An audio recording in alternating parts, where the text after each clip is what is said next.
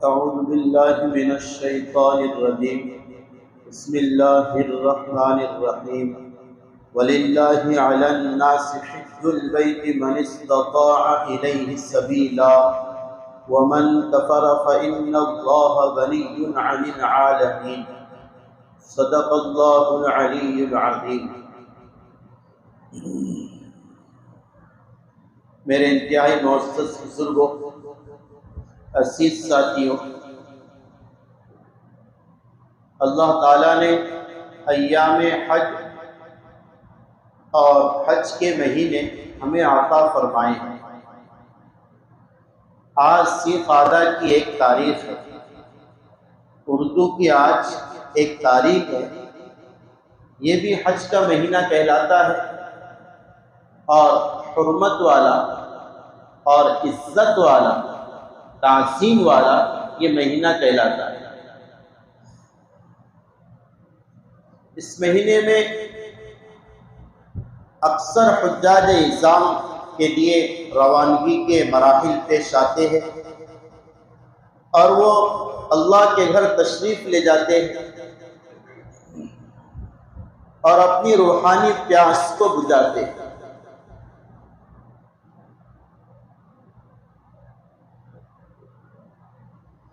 حضرت نبی علیہ السلام نے حاجیوں کے لیے حج کے باب میں ہدایات اپنی زبان مبارک سے ارشاد فرمائی ہے،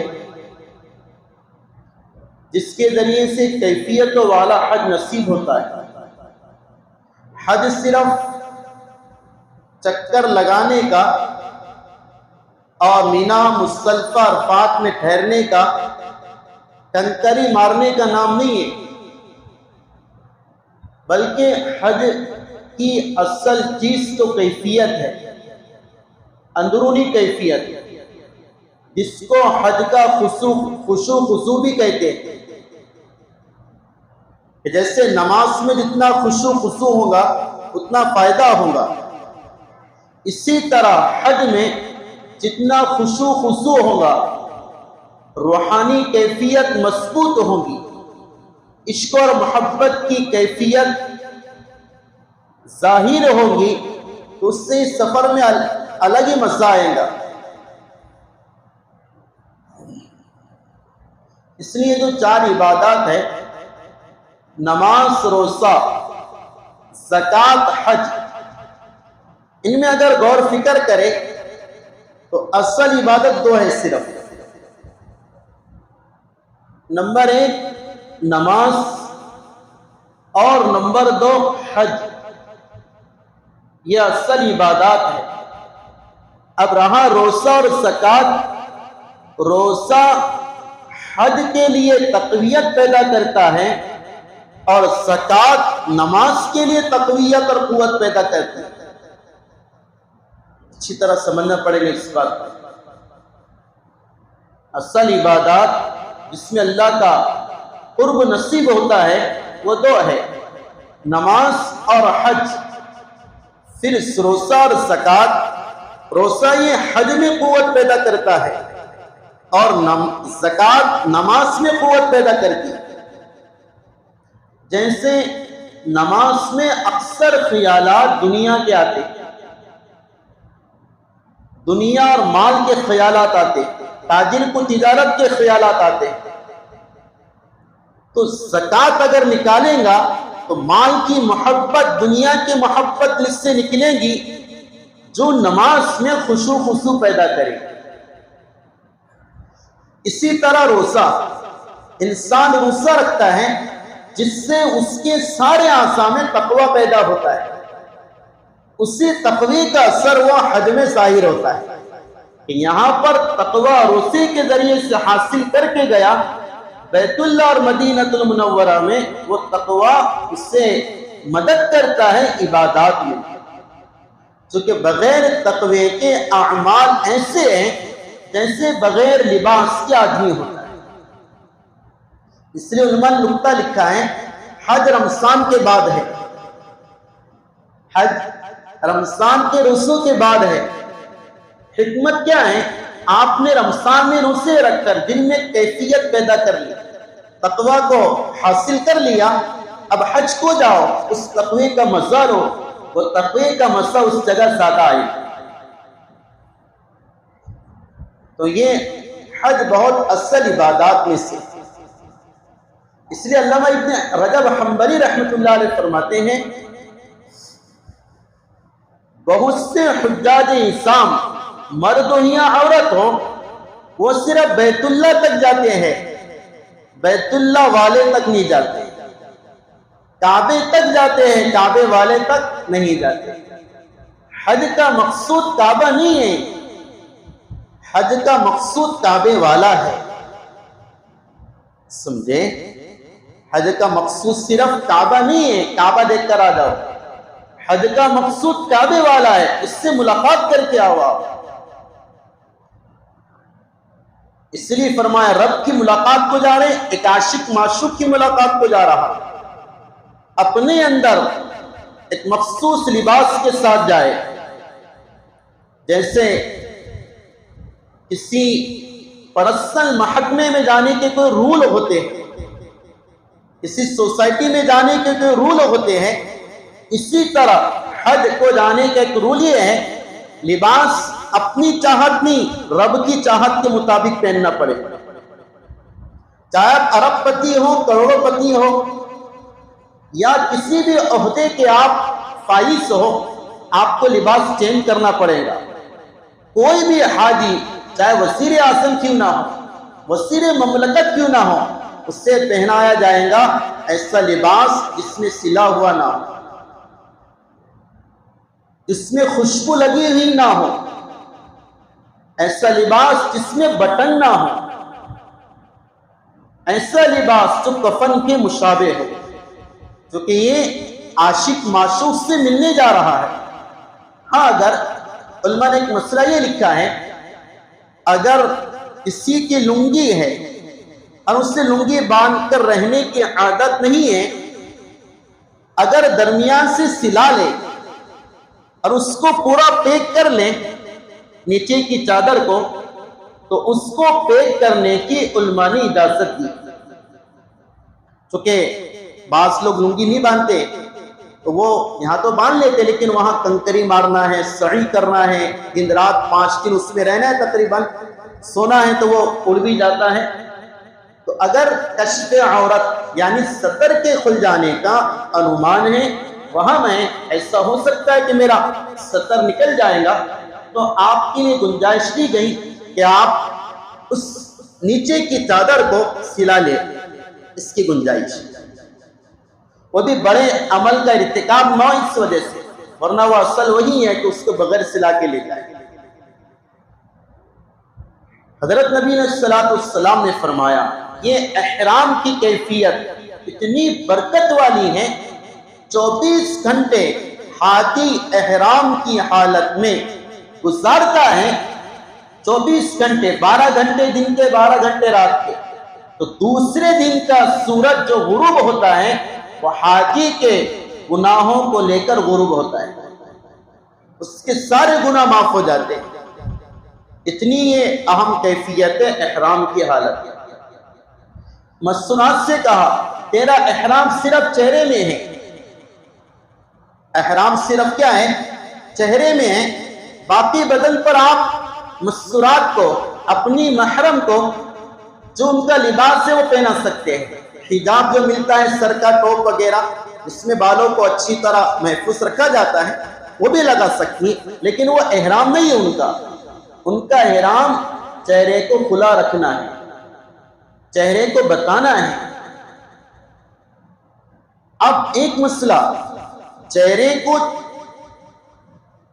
چھپانا بھی نہیں ہے اور بے پردگی سے بھی بچنا ہے، بے پردگی سے بھی بچنا ہے۔ عام مسورات کا یہ خیال ہے کہ حج کے موقع پر کوئی پردہ نہیں،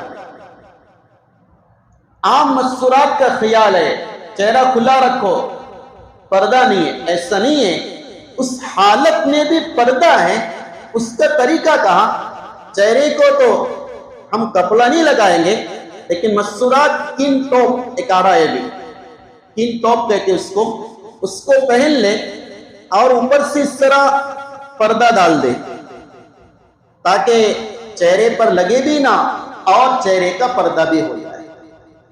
پھر اگر ہوا سے وہ کپڑا چہرے کو لگتا ہے تو کوئی پرابلم نہیں، اس پر کوئی چیز واجب نہیں ہوگی. آیت سمجھنے اچھی طرح سب کے. تو اپنی مستورات جس کو آپ لے کر جا رہے ہیں یا انشاءاللہ لے کر جائیں گے، وہ اس کا اہتمام کرے. پردے کا سفر ہے، بہت بے پردگی ہوتی ہے اور بہت عجیب عجیب صورتحال ہوتی ہے. اس لیے بزرگوں دوستو پردے کے اہتمام کے ساتھ لے جائے. مرد عورت کا اختلاط نہ ہو، اس کی خوب ہم کوشش کریں. اپنی مستورات اپنے ساتھ رہے، اس کو چھوڑے نہ، ضرورت تک اس کے ساتھ رہے. خیریہ کیفیت کے ساتھ حج کو جانا ہے اور جا کر پھر کعبہ نہیں کعبے والے کا طواف کرنا ہے. کعبے والے کا طواف کرنا ہے. علماء نے لکھا ہے اصل طواف کعبے کا نہیں ہے، بلکہ اصل طواف جو کعبہ ہے اس جگہ پر سب سے زیادہ اللہ کی تجلیات برستی ہیں، ان تجلیات کا طواف. ایک ایک سیکنڈ میں 120 رحمتیں اترتی ہیں 60 طواف کرنے والوں پر، 40 نماز پڑھنے والے پر اور 20 اس کو دیکھنے والے پر. یہ اس کا طواف ہے. دل میں رب ہوگا تو یہ کیفیت بنے گی، ورنہ کعبہ کے چکر لگیں گے، دل میں اللہ کی محبت کا احساس بھی نہیں. مجنون جو لیلا کا عاشق تھا، اس کے بعد میں علامہ دمیری نے لکھا ہے وہ جا کر لیلا کے گھر کا طواف کیا کرتا تھا. مجنون جو لیلا کا عاشق تھا وہ اس کے گھر کا طواف کیا کرتا تھا. کسی نے کہا پتھروں کا طواف کر رہا، گھر کا طواف کر رہا، کہا کہ نہیں، یہ گھر کی کیا قیمت ہے؟ گھر کی قیمت نہیں، گھر والی کی قیمت ہے. مکہ کی قیمت نہیں، مکی کی قیمت ہے. سمجھے؟ اس لیے کعبہ اصل قیمت کعبے والے کی. اس لیے تو ایک مسئلہ مشہور آپ نے سنا ہے، قیامت سے پہلے کعبہ کو توڑ دیا جائے گا. قیامت سے پہلے کعبہ کو ڈھا دیا جائے گا. حضرت نبی علیہ السلام نے فرمایا میری نبوت کی آنکھ دیکھ رہی، وہ توڑنے والا حبشی ہوگا اور ایک ایک اینٹ کعبہ کی توڑ ڈالے گا. تو امی جان سیدہ عائشہ رضی اللہ تعالی عنہا نے پوچھا جب کعبہ ٹوٹ جائے گا تو پھر طواف کس کا ہوگا، نماز کدھر پڑے گی؟ تو آپ نے فرمایا تھا کہ یہ نماز کعبہ تو نہیں بلکہ کعبہ والے کی طرف رخ کر کے کی جاتی ہے. وہ تو صرف توجہ کی علامت ہے. یہاں پر اللہ کی توجہ، اللہ کی رحمتیں اتر رہی، وہ صرف علامت ہے، وہ مارکر ہے، صرف اصل تو اللہ ہے. ای بات سمجھ میں؟ پھر کہا کہ طواف کرو، جیسے دنیا کا اصول ہے، جیسے مجنون کرتا رب کا طواف. اور عجیب بات علماء نے لکھی ہے طواف کیا جاتا الٹا. یہ جو گھڑی ہے نا، گھڑی جس سمت میں پھرتی ہے اس طرح طواف نہیں ہے، ایسا الٹا طواف. سمجھ میں آ رہا آپ لوگوں کے؟ جو حاجی جا کر ان کو تو پتا ہے، جیسے یہ درمیان میں بیت اللہ ہو، ٹھیک ہے، تو میں یہاں پر کھڑے رہوں گا اور طواف ایسا کروں گا، ایسا، حالانکہ گھڑی ایسی پھرتی ہے. ارے سمجھ میں آ رہا مسئلہ؟ سنو، بہت عجیب بات ہے. تو طواف ایسا ہوتا، حالانکہ گھڑی کی سمت پر ہونا چاہیے، جیسے گھڑی پھرتی ہے ویسا طواف کرنے والے کو پھرنا چاہیے. تو کیا وجہ ہے کہ طواف کو گھڑی کے رخ پر نہیں الٹی رخ پر کیا جاتا ہے؟ اس کی وجہ یہ ہے،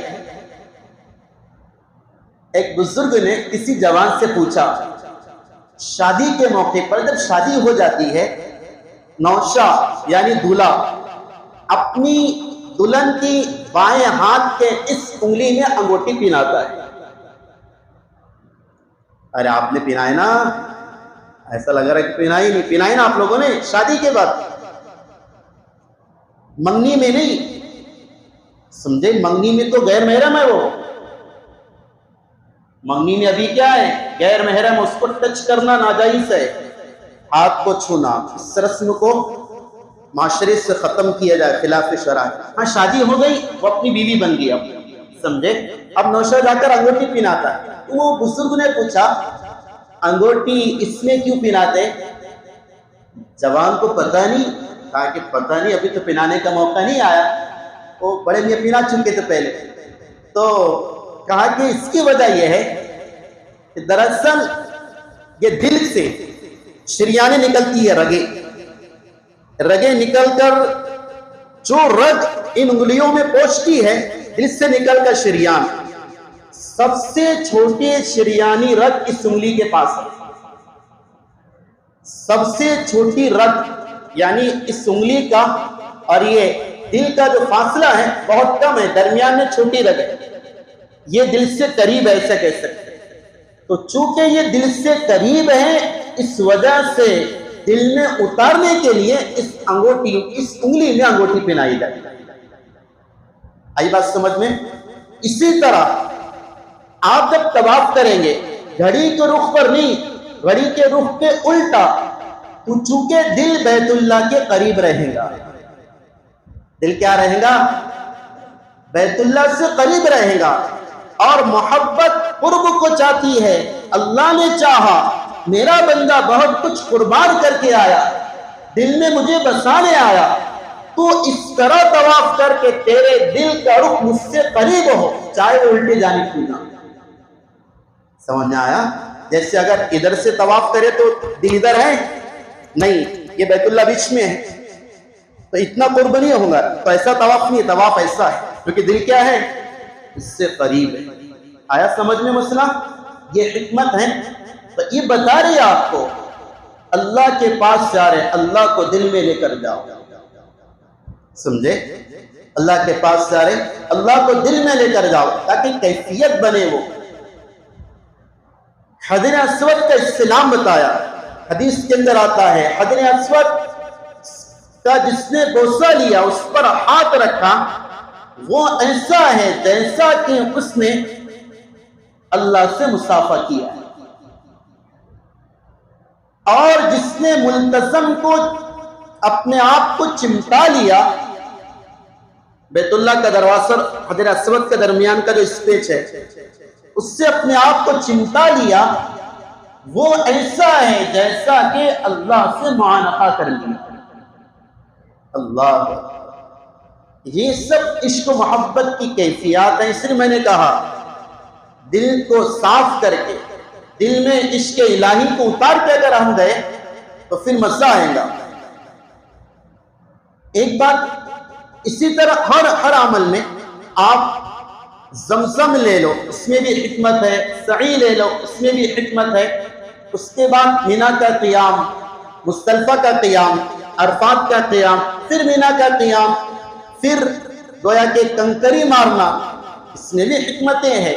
ہاں, کنکری رغمن للشیطان ورزر الرحمن, یا اللہ میں مار رہا شیطان کو ذلیل کرنے کے لیے, جس سے مجھے ستایا, اس سے دور کیا, میرے روح کو بے تاب کر دیا, مجھے بے حیائی کا شکار کر دیا, جس نے مجھ کو تجھ سے دور کر دیا, آج میں اس کو ذلیل کرنے کے لیے کنکریاں مار رہا. اس لیے علماء نے مسئلہ لکھا, کنکری مارنا جو چنے کے مقدار میں ہو. اگر کوئی کنکری مٹی کے بجائے سونے کے ڈھیلے مارے,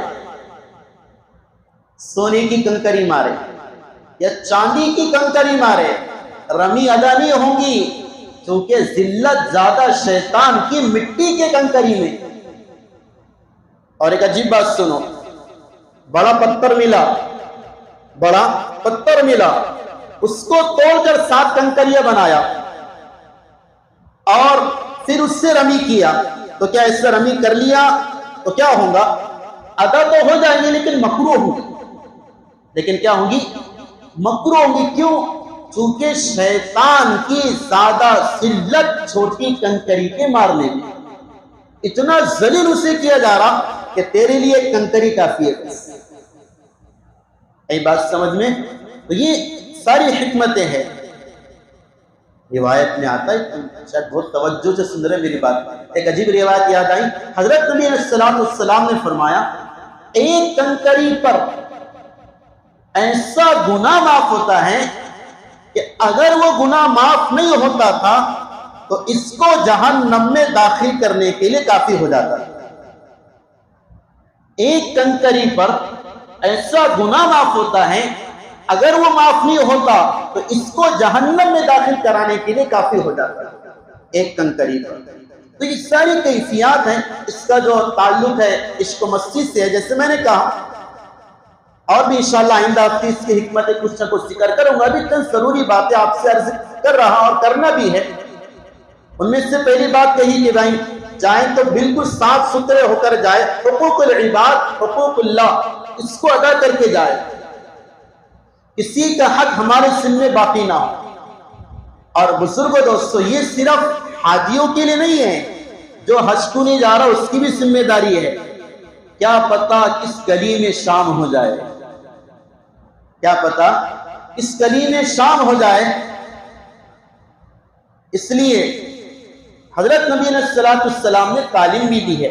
بندے کا چھوٹا سا حق اگر کسی پر آپ اس سے ادا کرو، ادا نہیں کر سکتے آپ وصیت لکھ لو کہ عبداللہ بھائی کے مجھ پر یہ حقوق تھے، ان کا میں نے قرضہ لیا تھا، اگر میں آ جاؤں تو دے دوں گا، اگر میں نہیں پہنچ سکا تو میری طرف سے بیٹا تو ادا کر دے.